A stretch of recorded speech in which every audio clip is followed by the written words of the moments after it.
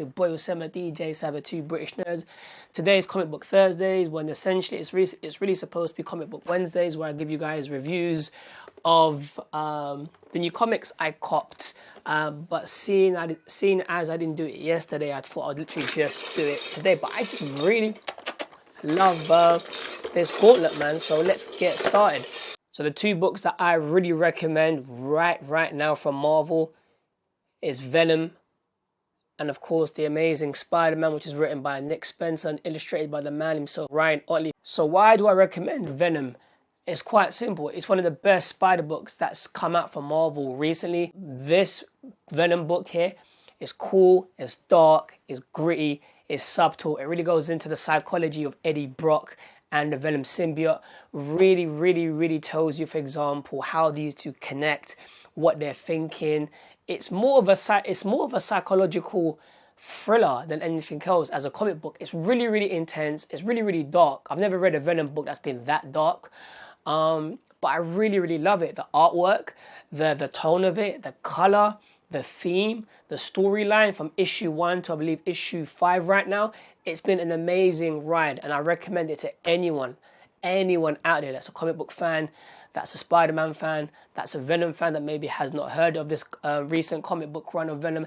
It's just totally amazing, man. So in these 5 issues, basically what we have is we get the origin of the Venom symbiote, where it comes from, where it stems from, why it's going through certain erratic phases with Eddie, why Eddie can't control it to a certain extent, because it gets to the point of where it's becoming so out of control that Eddie needs to be taking pills to calm it down. The symbiote knows it's not reacting to Eddie, and it's trying to say to Eddie, like, I need help.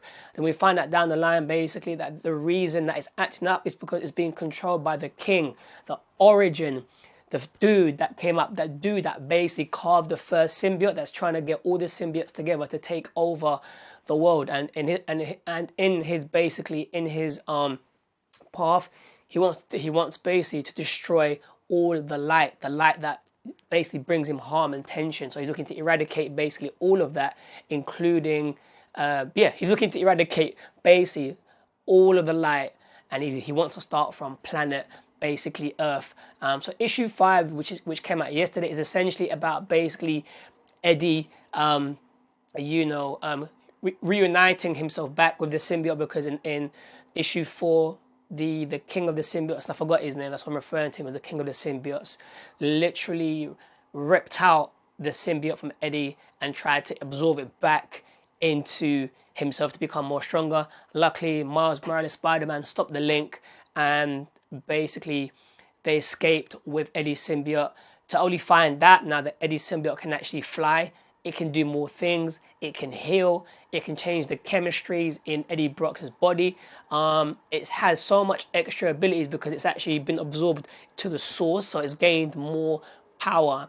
And it's realized that when it's connected to the king of the symbiotes or to other symbiotes, its power grows stronger. So we find out more about the symbiote, its origin, its heritage, what it can do, what it can't do. And we really understand from these 5 issues, essentially really find out what makes a symbiote tick and where it really stems from. So it's a big fat reboot in a way, where it takes you way back to the origins of the symbiotes, and you find out who they are, what their mission is, why when they bond with a symbiote, why basically the humans give it light and so forth, why the symbiotes ate now income, why they're not basically content with just killing and ravaging and destroying human life.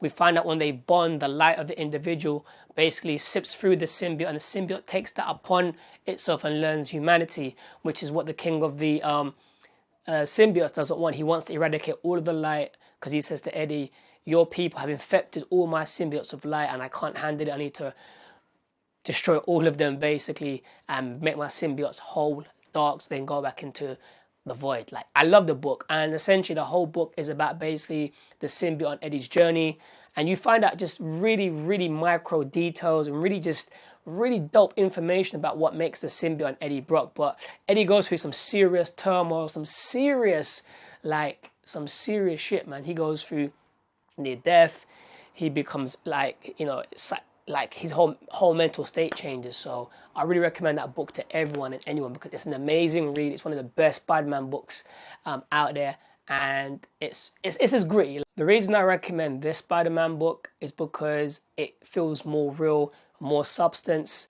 What I love about this current Spider-Man, you find out basically that Peter Parker isn't Spider-Man, but he is Spider-Man. And I said this a while back. So Doc Connors, being the Lizard, of course, is a teacher now in the schools, and Peter Parker becomes a student. And then these villains come and try to destroy and steal some artifacts, I believe, from his class, one of them being a Taskmaster.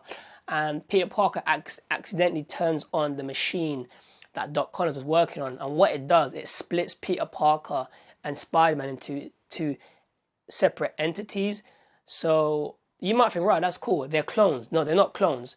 What happens is they're the same people, but different entities. But the flip side is Peter Parker is Peter Parker, but he has no powers, no nothing. He's just Peter Parker, an ordinary Peter Parker human being, While Spider-Man is a different entity who's basically, he's Spider-Man, and he has the ability, the speed, the strength, and he also has Peter Parker's mind. So Peter Parker, forgot to say, he has his mental capacity has been dumbed down, where he's not mentally smart. He's just a random dude that's just sitting around watching Spider-Man do what he was doing.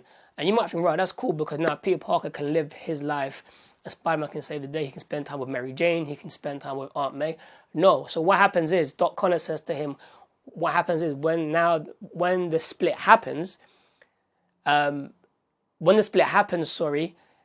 essence that was part of the individual becomes lost. So, for example, Spider-Man's motto is, with great power comes great responsibility. So now they're split with this Spider-Man, basically, right? That's flying around, web slinging around, doing his thing.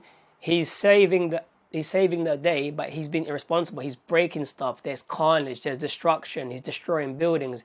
Like, he doesn't care. He's become more of a celebrity. He's lost the essence of basically who he was. So, you know, he loses all of that essence. He doesn't like Peter Parker anymore. So he doesn't want to be around him. He avoids him. He basically just doesn't like him. In this issue, it becomes more deeper, because Connor says now what happens is they were experimenting with lab rats, right, or mice.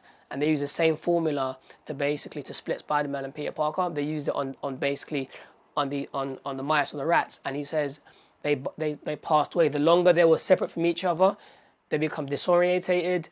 They didn't care. And the worst thing is, he said, they lost memory.